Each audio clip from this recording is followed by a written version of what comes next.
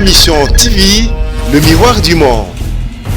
Non, je suis désolé. Si le chef de l'État donne, s'il donne, il donne la tâche à l'OVD, il lui donne aussi la provision. Là, je suis désolé, il faut que le chef de l'État donne à l'OVD les moyens de nourrir les gens sur les chantiers.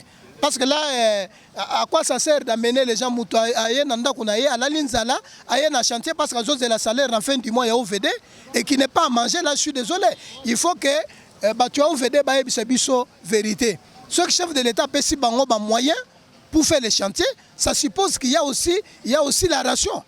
Il faut que les chefs de l'État instruisent les responsables à OVD. Nous voulons que les superviseurs soient à tous les niveaux en train de suivre le travail depuis le matin jusqu'à la fin de la journée. Là, personnellement, je constate que le travail n'est pas suivi ici. Tozo beta sete pour n'alikamba suivi. Soit qui suivi exacté musala et causa la malamute. Déjà là, nous avons constaté que après Makadam Obasali, la suite, ils ont déjà na Maboulou, ils ont bisika moko ils ont denda.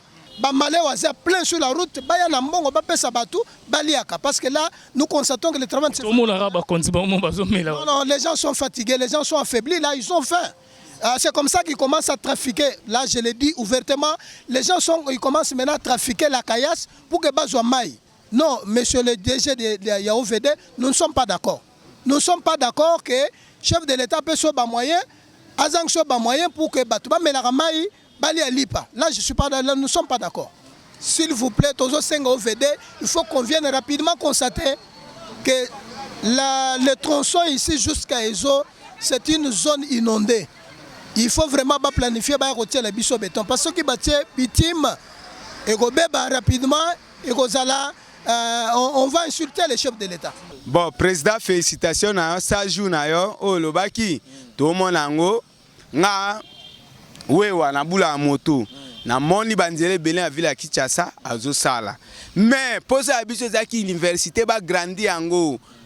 Université il faut za mokebo été des car des remorques ce kutanimbo. Est-ce que tout ana espace ezete que non moto le kanakate ezate agrandi université moké poizo à 10 ici 10 mais à 9 ou sur 10 azanka 1 mais ba point belé les gens 9 ou l'équipe té azanka 1 pas ko qui ça 10 sur 10 ba chef ya OVD ba vandi na ba terrasse bazomela. Mais entre-temps, les ouvriers sont en train de souffrir. Moi, je l'ai dit, je m'assume, je suis responsable. Je ne suis pas d'accord de constater que Batua Moussala, Bazosa Moussala Nzala, les chefs sont en train de détailler bavette. Là, nous ne sommes pas d'accord. Bon, je m'excuse.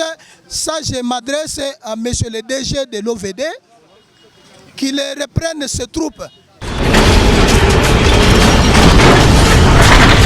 Ma mission TV, le miroir du monde. Merci na bandeko tout vraiment bozota la biso na MMTV ne bibika pinga loba lelo na landi maloba bibika pinga donc MMTV donc eza ma mission TV mais bibalela MMTV donc merci na bino tout obota la Martin invité sa fizé sur la Likambo donc na kati ya RDC République démocratique du Congo mboka na biso vraiment surtout Martin invité sa fizé na lova ngo fort na lelo ngo alors lelo vraiment na kiti na terrain amoro lisusu na veni université oyo vraiment et kenda pesango na kati ya Kinshasa tobi avenue université et koti ba mombele na ngambo yo ba yolo na ngambo yo donc ba kalamu ya tokolo ba kalamu boye mumbele boye ba limete boye e bimisu ti kota funa et kenga ba romprenga be kesu ti kota ba campus donc avenue oyo eza tellement munene donc yango moni lelo penda toye to bandaki on na première rue totali après tobi teto c'est l'émission sko awa na 4 penda côté yolo ezali banini côté poto et ton dans l'avenir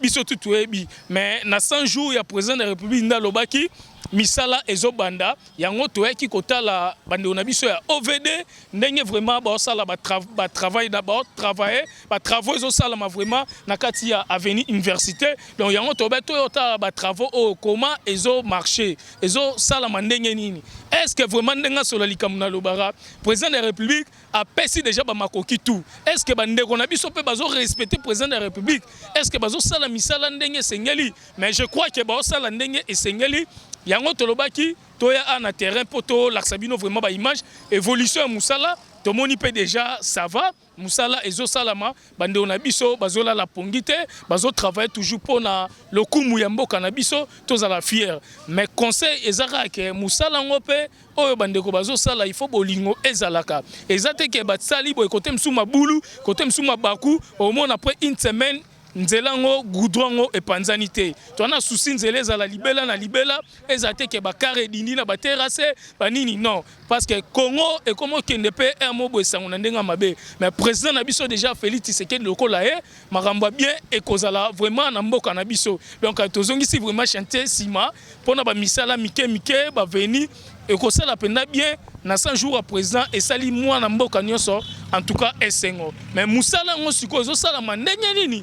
Alors, tous en prince na avenue université oyo kenda sango tous on ba image oyo ya bandeko pende balobi tout monde appelle ba image évolution musala comme ça tous on asima po SPSA les Congolais de tous les partout surtout pas toi diaspora to les labino fort to sala musala o pona bino botelara et puis vision à population sur la carte de la République démocratique du Congo Martin Engi vitesse à viser sur la likambo ndela lobara na kotika te na kolaksara ba image te musala ekosila pour président Félix Tshisekedi alobaki musala o eza bino bobatelango malamu ebe bate po eza bilo na biso bana mboka soki pe bande ko ovele ba osala misala mabe pourquoi pas toloba tokoloba mais soki pe ba osala malamu tokoloba rapona bien na biso nyonso merci à trop total musala ba osala total pe bande ko bongo tosilisa émission na biso merci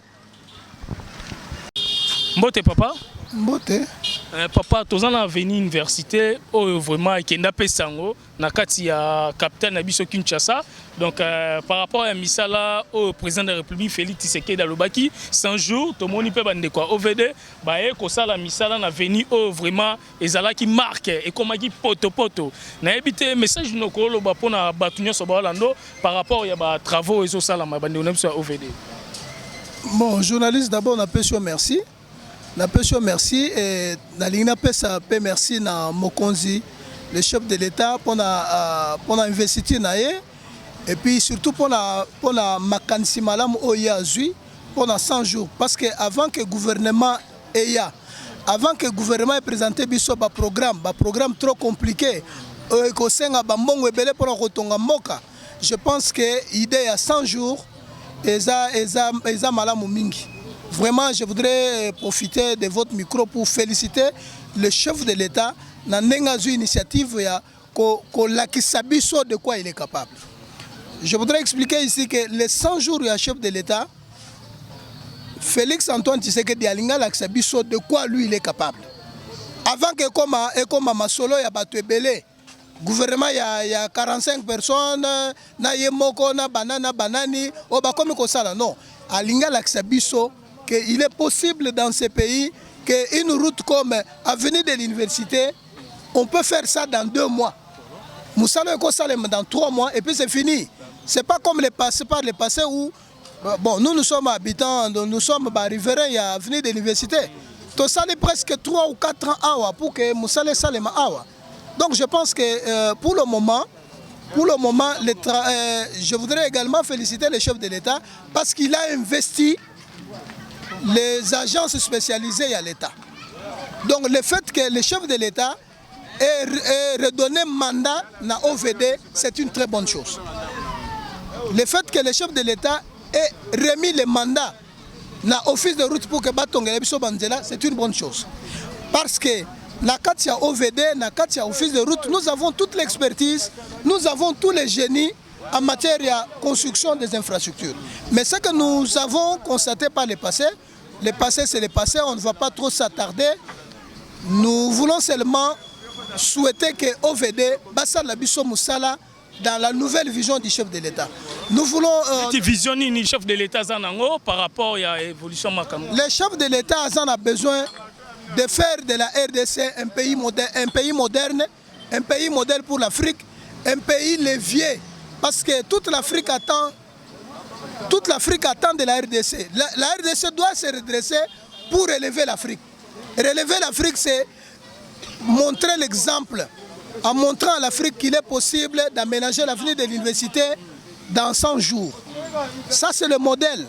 Et au-delà de ça, la RDC est le berceau du développement de l'Afrique.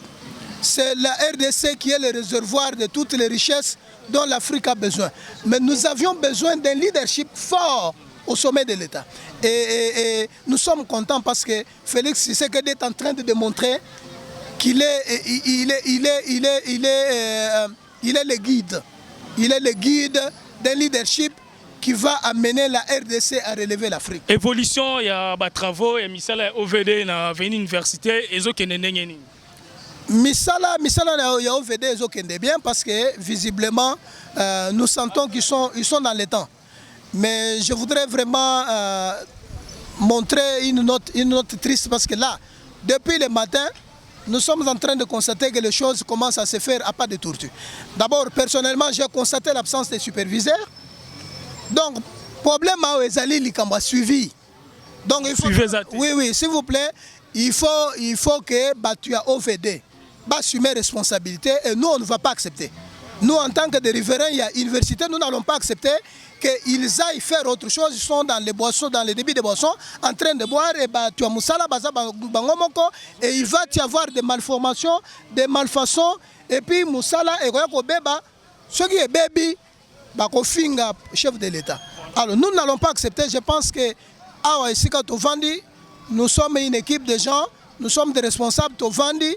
Tozo pesa, tozo solana baninga, tozo pesa bango ba conseil, mais pour ça na biso ezali, il faut que les chefs de l'État instruisent les responsables à OVD. Nous voulons que les superviseurs soient à tous les niveaux en train de suivre le travail depuis le matin jusqu'à la fin de la journée. Là, personnellement, je constate que le travail n'est pas suivi ici. Tozo beta sete pour na likambo suivi. Ceux qui suivi ezate musala et kozala malamute. Déjà là, nous avons constaté que après Makadam Obasali, la suite, ils ont déjà na Maboulou, ils ont bisika moko, ils ont denda. S'il vous plaît, tozo senga OVD, il faut qu'on vienne rapidement constater que le tronçon ici jusqu'à Ezo, c'est une zone inondée. Il faut vraiment planifier retirer les biseaux béton parce que bâti bitime et go rapidement et gozala. On va insulter les chefs de l'État.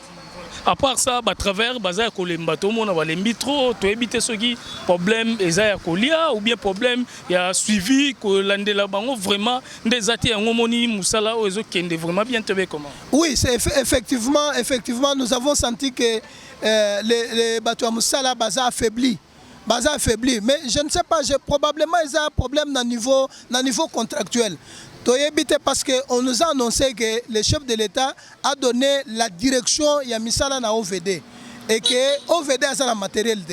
OVD a sous-traité le matériel ya chinois.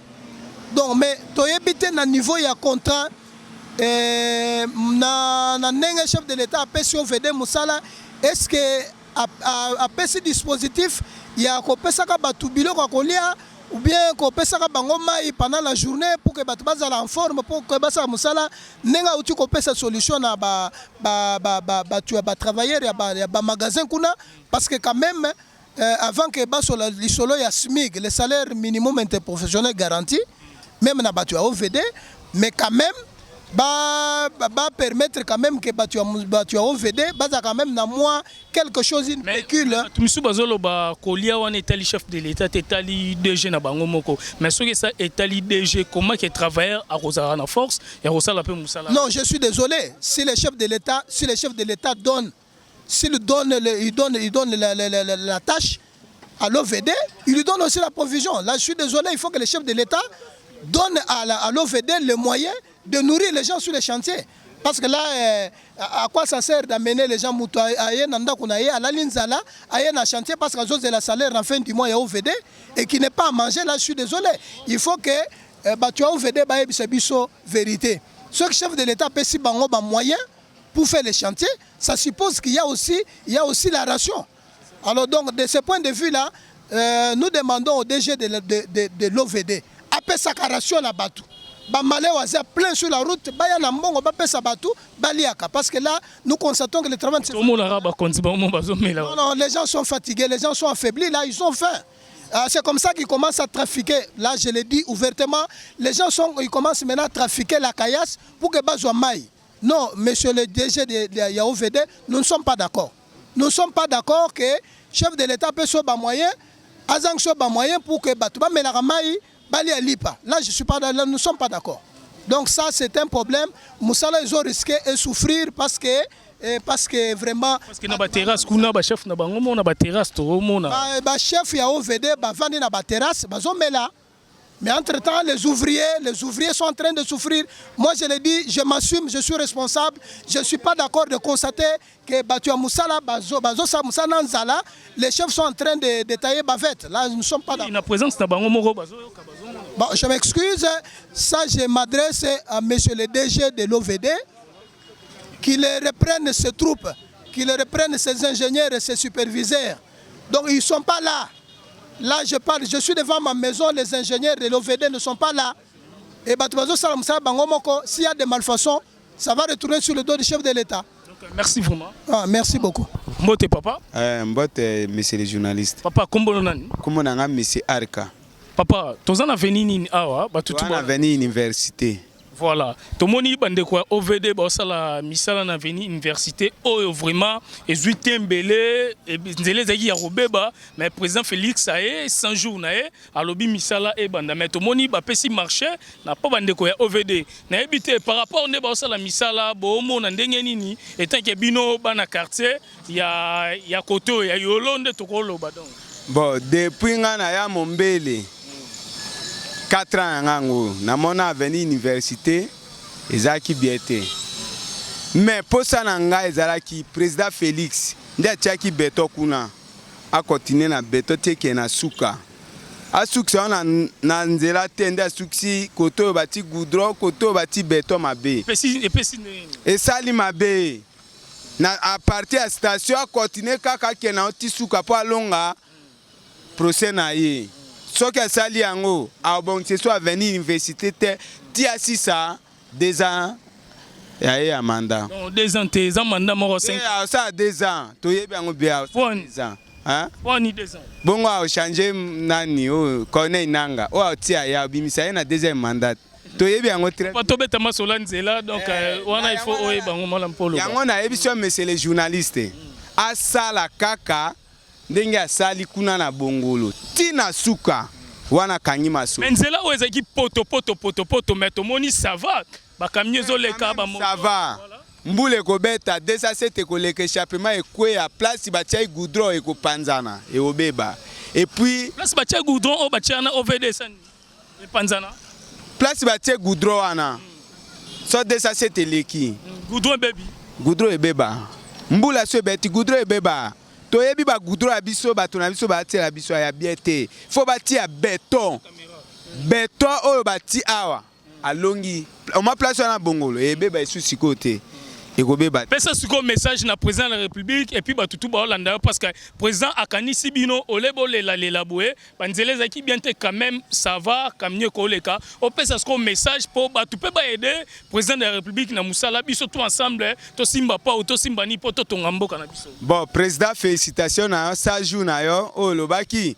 to monango nga wewa na bula moto na moni banzele belé à ville à Kinshasa azo sala mais posa abiso zaki université ba grandi yango université il faut za mokebo était des car des remorques que kutanimbo est-ce que tout ana espace ezete que no moto le kana kate zate a grandi université mokie pozo a 10 ici 10 mais azui 9 ou sur 10 azanka mais ba point belé les gens 9 ou les te azanka pas kokisa 10 ici 10. Merci.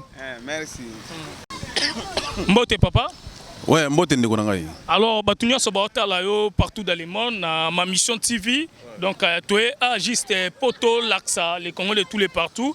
Ba image au président de la République alobaki 100 jours ya misala o ezali ko salama ba pesi bandeko ya OVD ba sa misala. Et tant que yo moi na quartier na habité à tozan avenir. Ah tozan avenir de l'université. Moi, tu sais pas moni misala do salama mais et leur mot na sali constant. Donc ça dit ça constant coup douté. Au moins si ganga notre télémia o.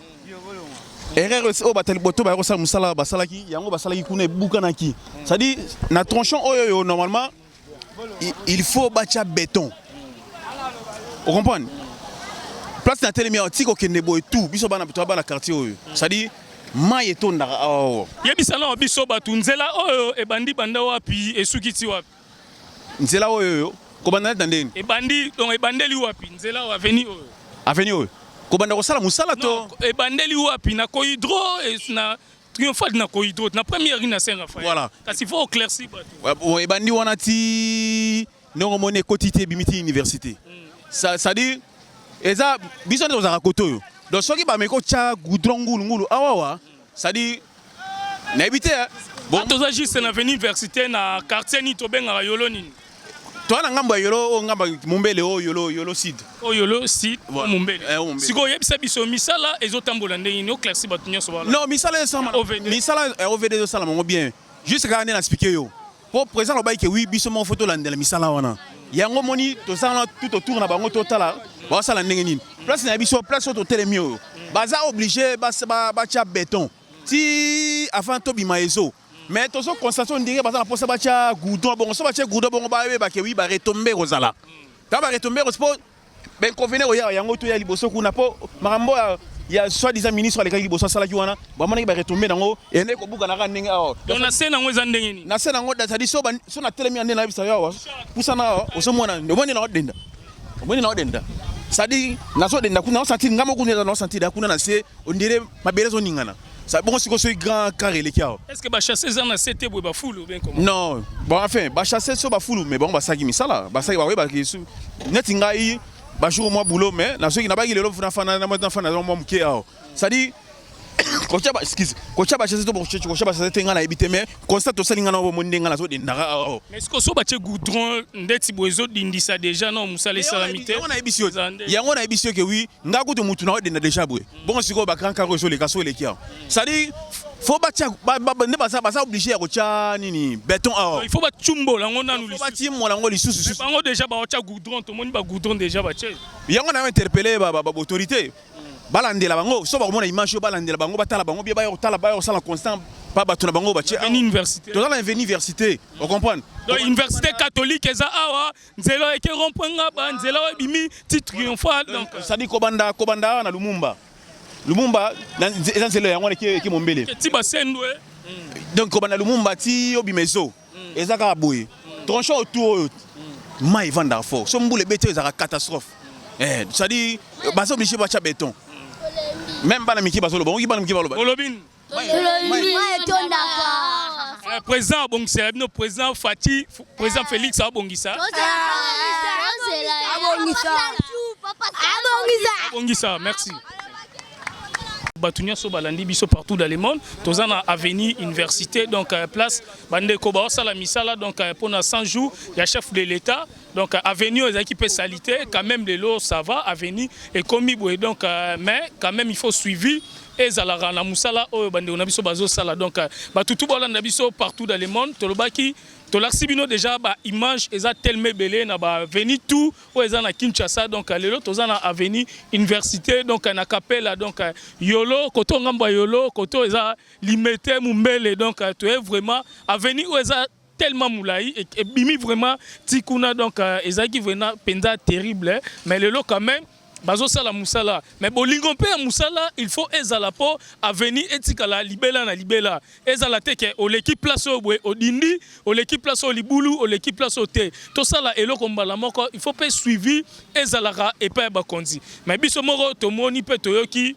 batumisu ba responsable bazate même quand même to moni ba travailler bazo sala il faut pena to senga pena na bakonza mboka bo meka pena kolandela vraiment makam oyo po oyo ezali palangu bate ezelo 100 jours au chef de l'état lobaki pour na bien na biso aloba biso moko total soki misale zo kende bien ou bien zo kende bien te mais ça va déjà misale zo salama mais kasi faut suivi ezala pour na batutu o bazali banda partout dans le monde tant bazo ya pe Kinshasa yango bazo le kana bakar banzela pe vraiment ezala bien tozana ka juste pour na koloba mabete koloba malamu soki ndenge ni te mais ko clairci bino ndenge misala ezali ko salama tozala na bolingo ya mboka na biso po ekende liboso soki musalo esalami en tout cas ekozwa tembele biso mo to ko respecter ba consigne ya banzela na biso donc merci vraiment na batutu balanda ma mission TV chaîne numéro 1 na kati ya République démocratique du Congo otolar sabino ba actualité ya ndenge na ndenge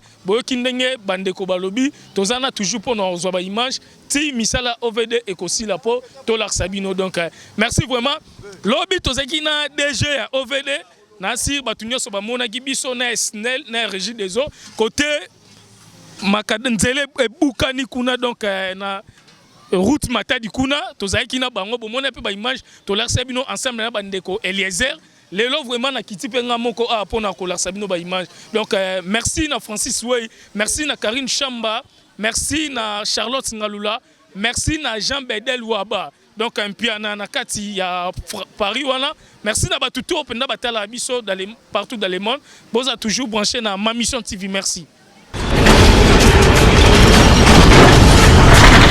Ma mission TV, le miroir du monde.